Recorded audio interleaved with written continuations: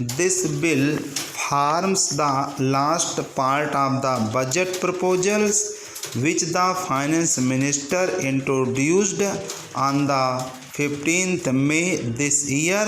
The other parts of the which, such as the finance bill, the wealth tax bill and the railway passenger fares bill, have already been passed by this house. During the general discussions in May last as well as during the discussions last week in this house on the finance and the wealth tax bills, the finance minister explained at length the objective of our taxation policy and the features of the integrated tax structure we are trying to evolve through these measures.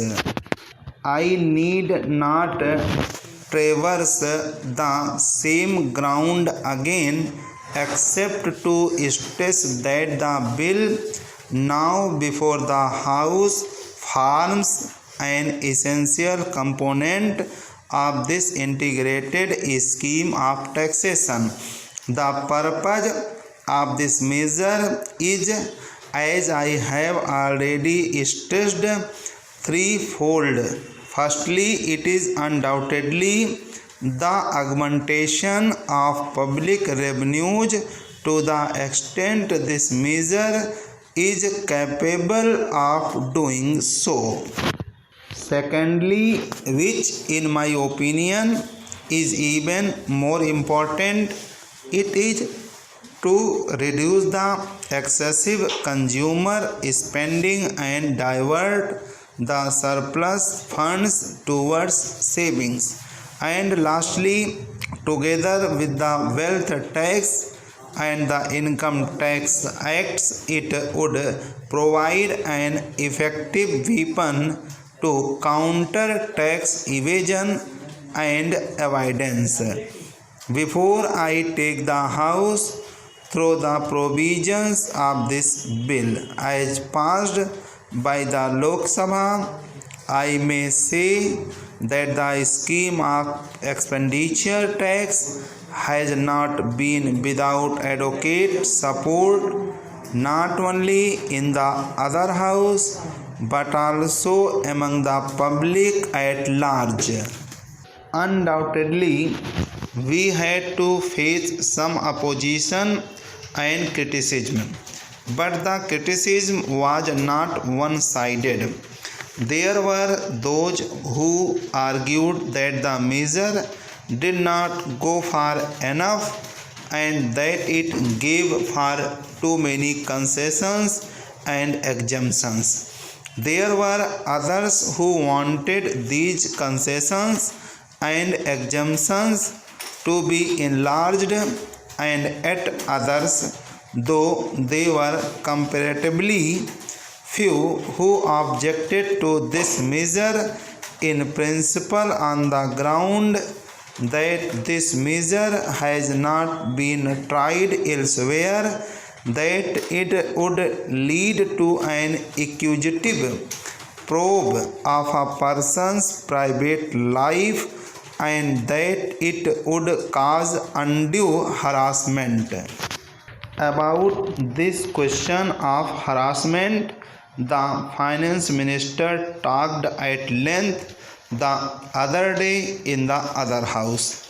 I am mentioning it only to say that the select committee had this question of possible harassment in their mind, and it was with a view to ensuring that no harassment was caused. The Lok Sabha has given its approval to all the changes proposed by the select committee and in addition made certain further modifications, though of a comparatively minor character. In this way, the bill as passed by the Lok Sabha has emerged as a somewhat lighter measure than the original bill, and I do hope that it has thereby become more acceptable to those who would come within its purview. I shall now proceed to describe briefly the important differences between the bill as originally introduced and the bill as passed by the Lok Sabha. One of the most important changes made in the bill is to the proviso to clause 3. As honorable members are aware, the original bill had provided that no expenditure tax would be payable if the total income under the Income Tax Act for the relevant previous year did not exceed rupees 1 lakh. A good deal of thought was given to this provision in the bill, and the Lok Sabha also debated at some length on the pros and cons of such a provision. As in the case of so many other provisions of this bill, extremely divergent views were expressed. Some wanted that the proviso should be omitted altogether. Others wanted that it should stand as originally proposed, while some others wanted to lower the limits of income proposed. There were also a few who suggested that the limit should be higher. Finally, we came to the conclusion that at least in the initial stage of the working of a new measure like this, a provision of this nature was necessary, because on the one hand it would make the administration of the act somewhat easier, and on the other hand it would ensure that the assessee, who would not normally come within its scope, is not unnecessarily troubled. It was felt, however, that no distinction was necessary between income liable to income tax and that which was not so liable, because the proper criterion was not income as defined in the Income Tax Act, but income are receipts from all sources, including casual and non-recurring receipts that would remain with a person after meeting all his tax liabilities.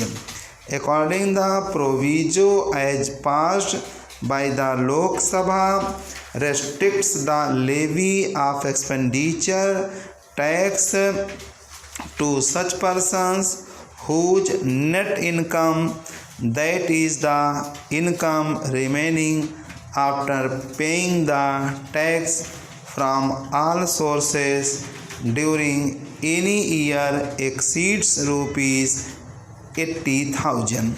This limit was fixed with due regard to the basic allowances of rupees 50,000, so that any person with an income of rupees 50,000 would have to pay expenditure tax.